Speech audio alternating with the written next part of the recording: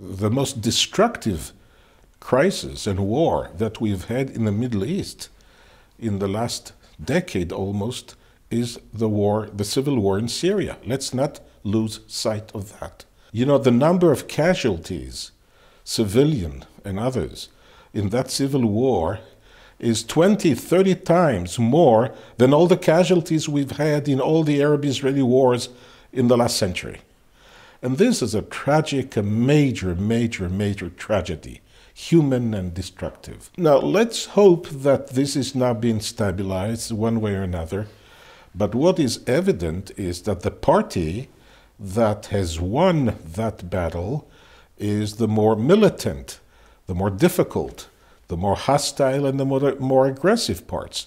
It is the Iranians who have helped the Syrian leader, and they've done so with their presence on the battlefield and through their Lebanese proxies, the Hezbollah, who also fought for Assad. And they had the upper hand thus far. So this has allowed for the Iranians to move their proxies, their militias, their military capabilities, and to expand more and more towards Israel and to be closer to us, including with some missile capability. And the same has been done with the Hezbollah, who've been receiving more precise, more accurate missiles, all of which threaten Israel. In addition to that, you have the Russian factor.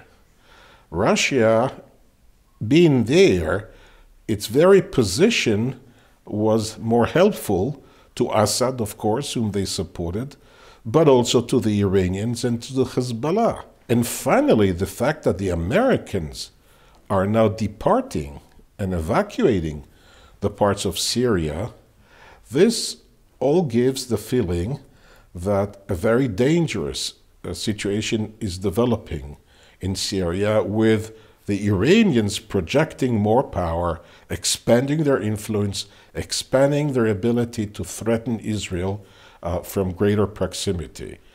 This ties in with Iranian strategies in the Arabian Peninsula, in Yemen, in other ways.